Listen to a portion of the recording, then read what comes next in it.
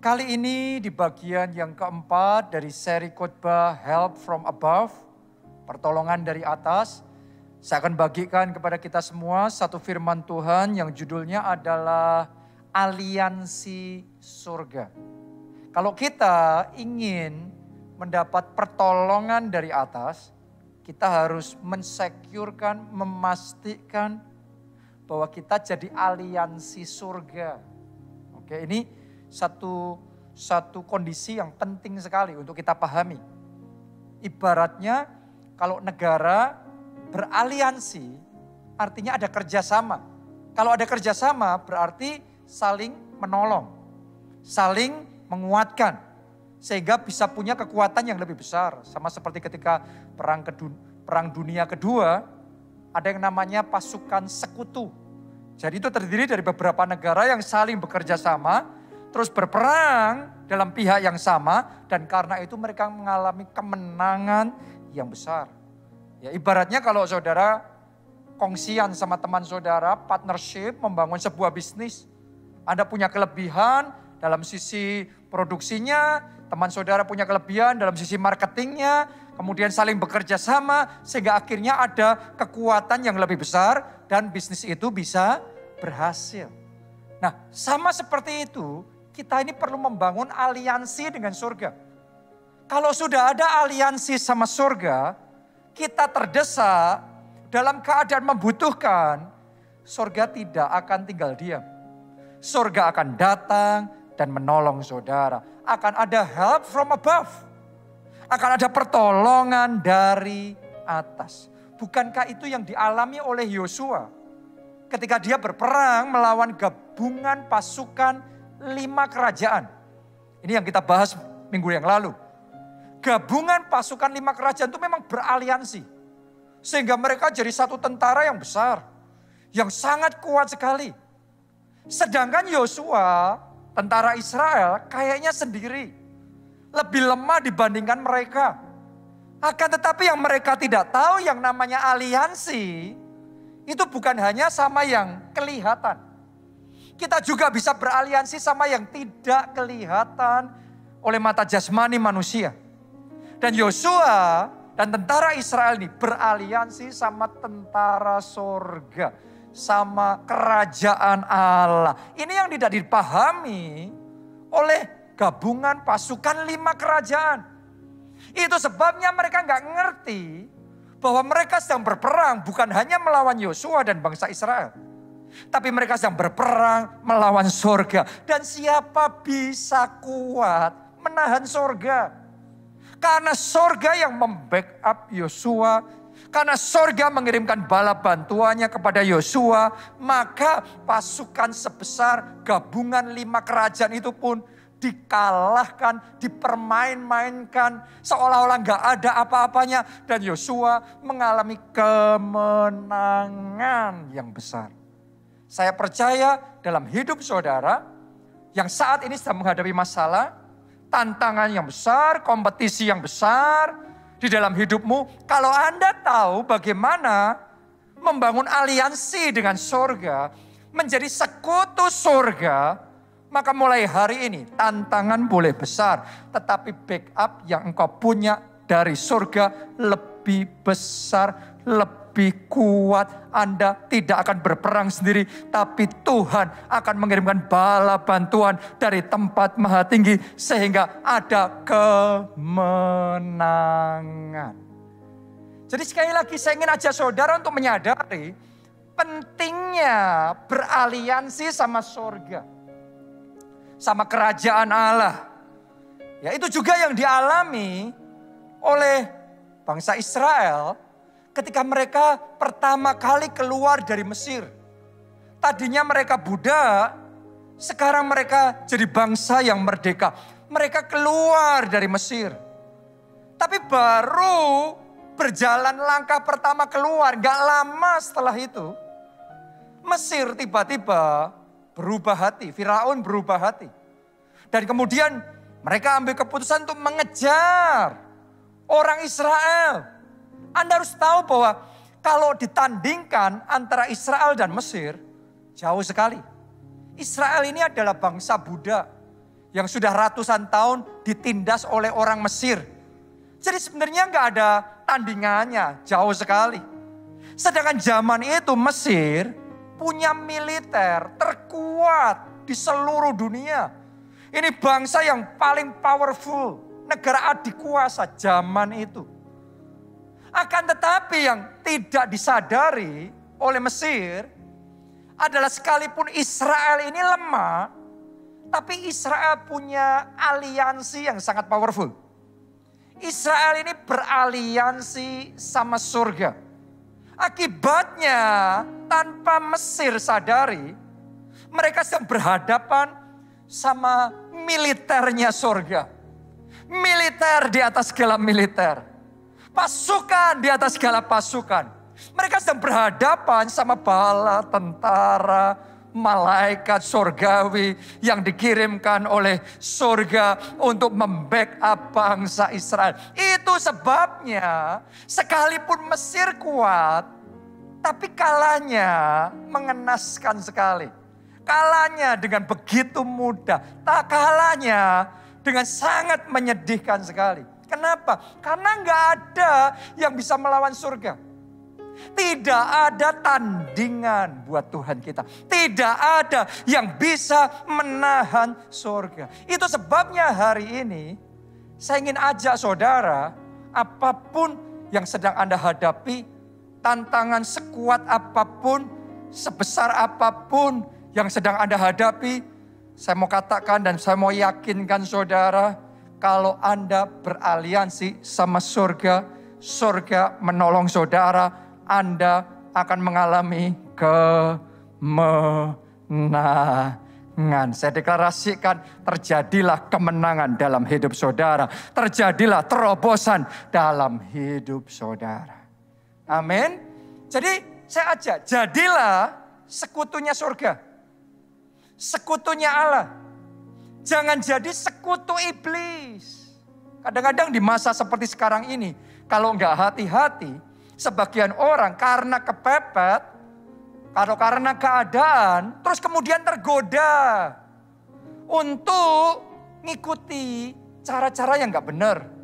Tergoda untuk minta pertolongan sama iblis. Supaya cepat kaya, cari pesugihan, pergi ke paranormal, ke dukun-dukun. Terus kemudian melakukan berbagai macam ritual, ya punya jimat-jimat, dan lain sebagainya. Minta pertolongannya dari kerajaan kegelapan. Minta kesembuhannya dari iblis. Saya mau ngomong begini sama saudara. Anda akan menyesal. Karena iblis, kerajaan kegelapan, kalau menolong pun akhirnya menyesatkan. Kalau menolong pun seolah-olah membantu, tapi akhirnya mencelakakan. Alkitab ngomong, iblis atau pencuri itu datang hanya untuk mencuri, membunuh, dan membinasakan. Jadi awalnya aja kayaknya baik-baik, tapi setelah itu di belakangnya ada something, ada harga yang jauh lebih mahal yang kita harus bayar. Dan itu benar-benar mencelakakan hidup kita. Karena itu jangan beraliansi sama iblis, jangan mau tergoda pakai kuasa kegelapan, okultisme. Saya aja saudara putus hubungan dan semuanya dari semuanya itu. Hari ini fokus sepenuhnya komitmen untuk beraliansi hanya sama Tuhan. Hanya sama surga. Oke, kita baca ya 2 Tawarik 28 ayat yang ke-16 sampai 17. Terus kemudian ayat 20 sampai 23.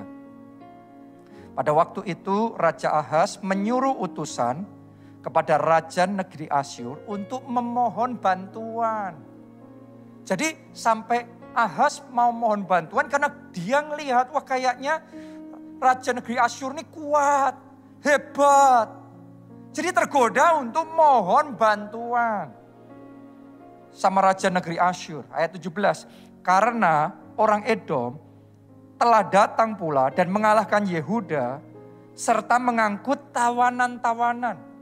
Jadi waktu itu Ahaz, Raja Ahaz dan bangsa Israel sedang terdesak, kalah perang.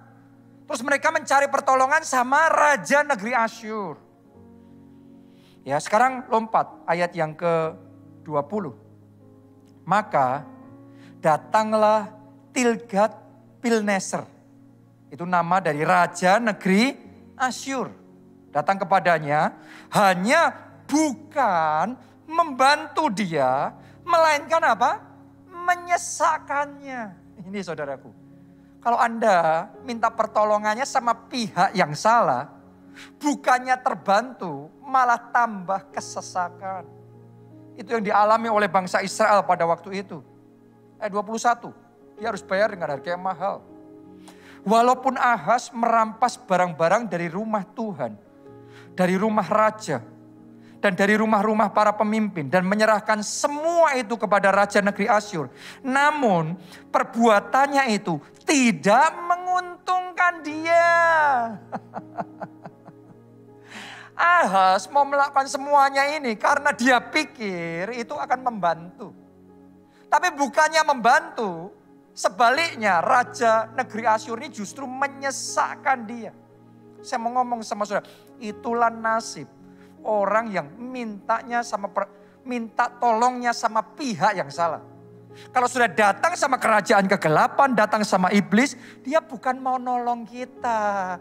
Dia maunya mau celakakan kita. Tapi memang dia harus iming-imingin dulu. Sehingga kita ngelihat dia kayaknya kuat, hebat, mau menolong. Sehingga Raja Ahaz pun kepincut. Dan akhirnya ngambilin emas-emas semuanya, dikasih semuanya. Kenapa? Karena dia pikir Raja Negeri Asyur bisa menyelamatkan, bisa membantu. Tapi malah mencelakakan.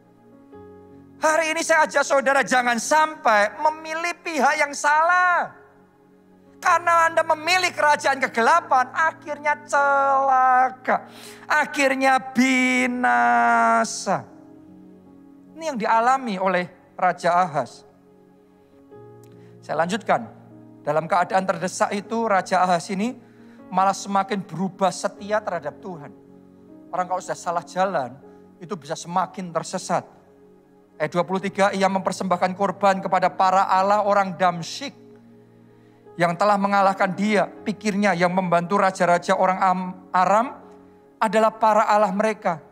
Kepada mereka lah aku akan mempersembahkan korban supaya mereka membantu aku juga. Ini konyol sekali ini, raja yang satu ini. Tetapi allah-allah itulah yang menjadi, perhatikan, allah-allah itulah, itu allah-allah palsu. Kerajaan kegelapan, ya, yang menjadi sebab keruntuhan bagi dia dan bersama-sama dengan dia bagi seluruh Israel. Artinya kalau kita memilih sekutunya salah, bukannya selamat, malah runtuh, malah roboh. Sekalipun Ahaz berpikir itu benar jalannya, dia mikirnya wah ini kayaknya menguntungkan, ini benar jalannya. Hati-hati, ada jalan yang disangka orang lurus, ujungnya maut. Ada orang-orang saya perhatikan ngambil keputusan yang salah, tapi mikirnya itu benar, jadi harus evaluasi. Pastikan Anda tidak memilih beraliansi sama pihak kegelapan. Sama kerajaan kegelapan. Hari ini kalau ada satu sekutu yang harus kita punya lebih dari semua yang lain, namanya adalah Yesus Kristus Tuhan. Alkitab mengatakan ia datang untuk memberikan hidup dan hidup yang berkelimpahan. Kalau Anda bersekutu sama Yesus, dia akan menyelamatkan saudara. Dia akan membela saudara. Dia akan menolong saudara. Amin. Jadi ambil komitmen bersekutu sama Tuhan. Sama kerajaan sorga. Nah pertanyaannya sekarang bagaimana kita bisa membangun aliansi dengan sorga. Saya mau bagikan 3 kunci membangun aliansi dengan sorga. Nomor 1, masuk dalam perjanjian dengan sorga. Dengan Tuhan. Saudara ngerti yang namanya kemitraan, yang namanya koalisi, yang namanya aliansi, pasti ada perjanjiannya. Benar apa tidak? Pasti ada covenant-nya. Kalau saudara beraliansi sama kerajaan kegelapan, maka Anda akan punya deal. Ada perjanjian sama iblis. Tapi kalau saudara beraliansi sama kerajaan Allah, Anda buat dealnya, covenant-nya, perjanjiannya adalah dengan Tuhan. Jadi Anda yang ikut Yesus, Anda harus ngerti. Ikut Yesus itu bukan sekedar kita bebas-bebasan semau kita sendiri. Tapi kita harus hidup dalam perjanjian dengan Tuhan. Oke, jadi kita harus ngerti. Ada perjanjian yang harus kita kerjakan. Kalau Anda mau beraliansi sama surga, apa itu perjanjiannya? Pertama, kita harus komit bahwa Yesus adalah satu-satunya Tuhan dan Juru Selamat kita. Haleluya. Jadi tidak boleh mendua. Jangan ada padamu Allah lain. Hanya Yesus, only Jesus. Hanya Yesus Tuhan kita, penolong kita, Juru Selamat kita. Dia satu-satunya, Dia yang terutama, Dia yang pertama, Dia segalanya dalam hidup kita. Anda harus yakin dulu, Anda mau enggak? Karena itu bagian dari covenant kita sama Tuhan. Bahwa Yesus adalah satu-satunya Tuhan. Jadi number one-nya harus Yesus. Number one-nya bukan keluarga saudara, bukan pekerjaan saudara, bukan hidup saudara. Number one-nya Yesus. Nomor satunya Yesus. Itu adalah covenant kita sama Tuhan. Yang kedua, kita harus komit melakukan segala instruksi di dalam perjanjiannya.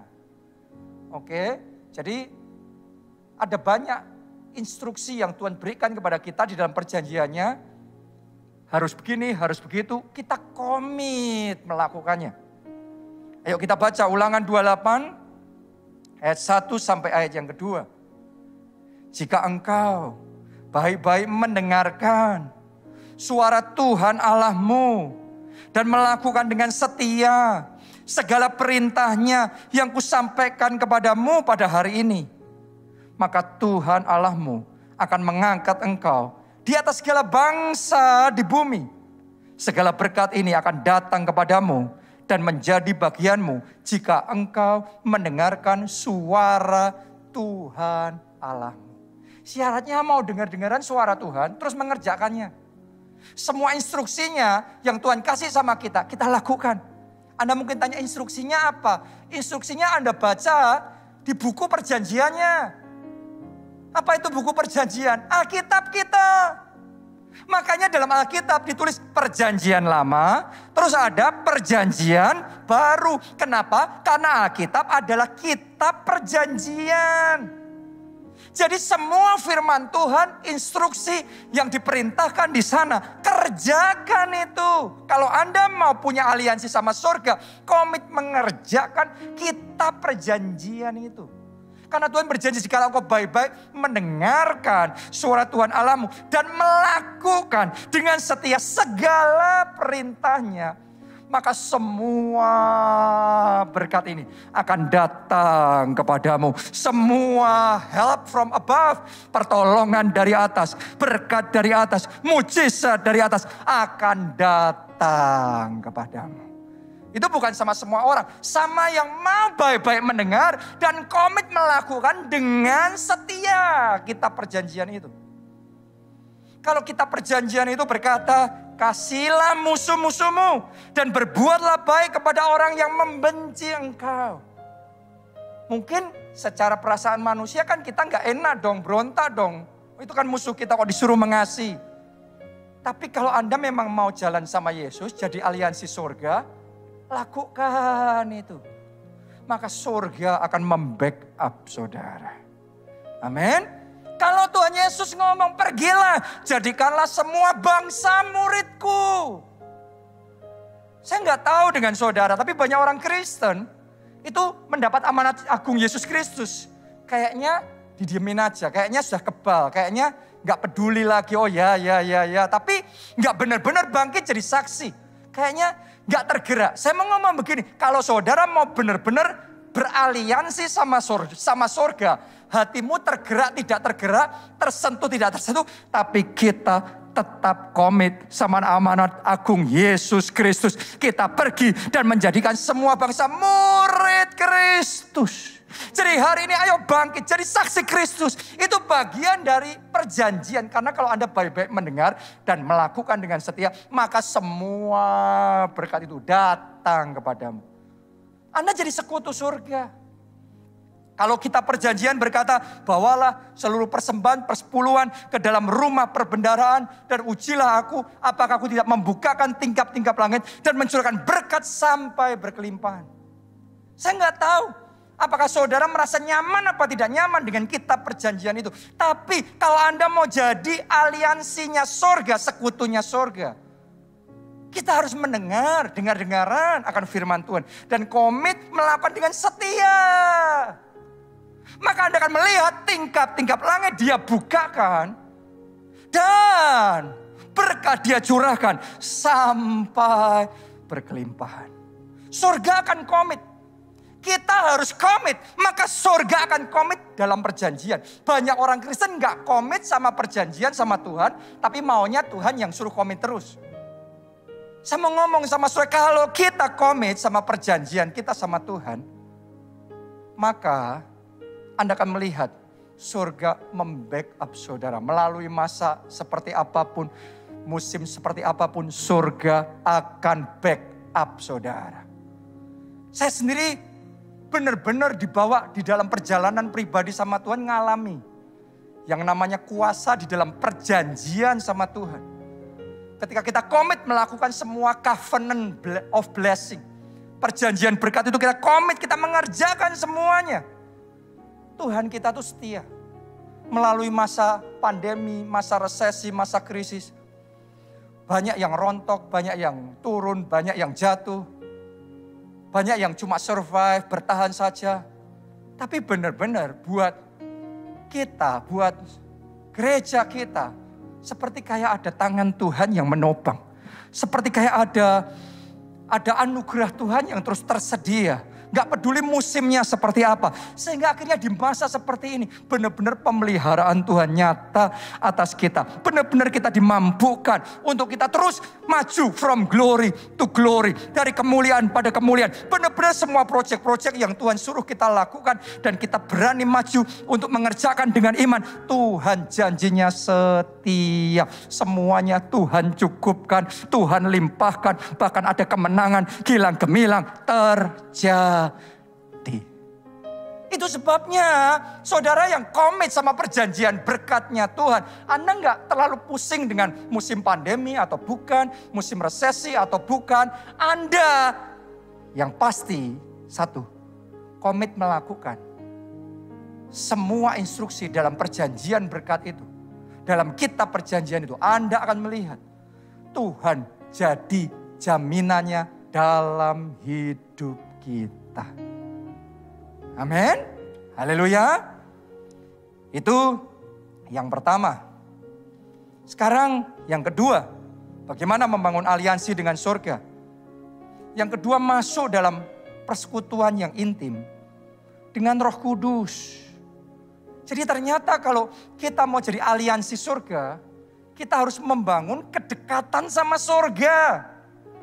Kita harus benar-benar bersekutu. Membangun persekutuan, membangun persahabatan, membangun hubungan, membangun kerjasama sama surga. Aneh sekali kalau kita mau jadi aliansinya surga, tapi gak mau kerjasama sama surga, gak membangun hubungan yang dekat sama surga. Jadi hari ini saya ajak saudara, ayo bangun kedekatan sama surga. Jangan justru sebaliknya, bukannya mendekat sama surga, malah mendekat sama dunia. Bukannya membangun pergaulan karib dengan Roh Kudus, malah bersahabat dengan dunia. Tahukah saudara bahwa jadi sahabat dunia, bersahabat dengan dunia, itu bermusuhan dengan Tuhan. Mungkin kita berpikir, dua-duanya lah, kita nggak mau milih pihak lah. Pokok ini ya, itu ya, kerajaan Allah ya, kerajaan gelap ya, Tuhan ya, tapi juga okultisme ya. Nanti kan double dapatnya. Saya bacakan buat saudara. Yakobus 4 ayat yang keempat. Hai kamu orang-orang yang tidak setia, tidakkah kamu tahu bahwa persahabatan dengan dunia, tolong perhatikan, adalah permusuhan dengan Allah. Jadi barang siapa hendak menjadi sahabat dunia ini, ia menjadikan dirinya musuh Allah. Ternyata kalau orang maunya bersahabat sama dunia tanpa dia sadari, jadi musuhnya Allah. Otomatis itu. Jadi kita nggak bisa jadi sahabat dunia terus sahabat Tuhan, nggak bisa. Cuma salah satu. Ini memang pihaknya beda. Kita nggak bisa dua-duanya. Kita harus milih pihak. Dan doa saya, Anda pilih pihak yang benar. Karena firman Tuhan berkata, kalau Allah di pihak kita, jadi satu sekutu. Siapa lawan kita? Sebaliknya kalau saudara jadi musuhnya Allah. Kalau Allah musuh kita, siapa yang bisa bela kita? Jadi hati-hati, jangan sampai bersahabat sama dunia, jangan sampai bersahabat sama dosa. Karena otomatis jadi musuhnya Allah. Ayo kita baca Yesaya 59 ayat 1 sampai 2. Sesungguhnya tangan Tuhan tidak kurang panjang untuk menyelamatkan. Dan pendengarannya tidak kurang tajam untuk mendengar. Dengan kata lain, kalau Anda berdoa sekarang, dia mau dengar doa saudara. Dia mau jawab doa saudara. Dan dia punya kuasa, kemampuan, kekuatannya untuk menjawab doa saudara. Jadi telinganya tidak kurang tajam mendengar doamu. Ya, tangannya tidak kurang panjang untuk menyelamatkan engkau. Ayat yang kedua, tetapi yang merupakan pemisah antara kamu dan Allahmu ialah segala kejahatanmu. Ternyata ini yang membuat kita nggak bisa jadi sekutunya surga adalah karena apa? Kejahatan. Dan yang membuat dia menyembunyikan diri terhadap kamu sehingga ia tidak mendengar ialah segala dosamu. Ini ayat yang mungkin buat kita nggak enak, benar? Ya, tapi ini adalah hard truth. Ini kebenaran yang sukar tapi perlu untuk disampaikan, perlu untuk kita pahami. Karena Tuhan berkuasa mendengar doa kita, Tuhan mau dengar doa kita. Tapi yang membuat Tuhan seolah-olah bersembunyi terhadap kita dan tidak mau dengar doa kita adalah dosa kita. Persahabatan dengan dosa, persahabatan dengan dunia akan menjadikan kita musuh Allah. Hari ini jangan mau jadi musuh Allah. Hari ini saya tantang saudara, evaluasi. Jangan-jangan ada dosa yang jadi sahabat kita. Ada tabiat-tabiat yang tidak dikenan oleh Tuhan, tapi jadi kesukaan kita. Tanpa kita sadari kita jadi musuhan sama Tuhan. Ayo kita bertobat, tinggalkan dosa, potong semuanya itu. Hidup benar, Anda di pihak Tuhan. Anda beraliansi sama surga. Maka doa-doamu yang tadinya tertahan, seolah-olah belum terjawab juga. Tuhan akan bukakan pintu. Tuhan akan kirimkan jawaban doa, anugerah, dan mujizat itu jadi dalam hidup saudara. Amin. Yang ketiga, bagaimana kita jadi aliansi surga? Yang ketiga, kita perlu belajar menguntungkan kerajaan surga. Yang namanya aliansi itu kan dua pihak. Dua pihak itu harus saling menguntungkan. Ada berapa banyak orang yang cuma cari untung, tapi nggak mau menguntungkan. Nggak bisa aliansi, Anda sendiri. Kalau kita maunya untung sendiri, kita nggak ngasih untung sama orang lain, ya kerja sendiri. Kalau saudara maunya aliansi, Anda maunya koalisi, partnership, kongsian, Anda berbagi keuntungan. Anda bukan cari untung sendiri, tapi Anda juga memberi untung. Banyak orang sama Tuhan cuma cari untung dari Tuhan, tapi nggak pernah menguntungkan kerajaan Tuhan. Hari ini saya ajak saudara, cari cara supaya hidup saudara menguntungkan buat surga. Cari cara supaya talenta saudara itu menguntungkan buat surga. Cari cara supaya jabatan yang engkau punya itu menguntungkan buat surga. Cari cara supaya bisnis yang engkau punya menguntungkan buat surga.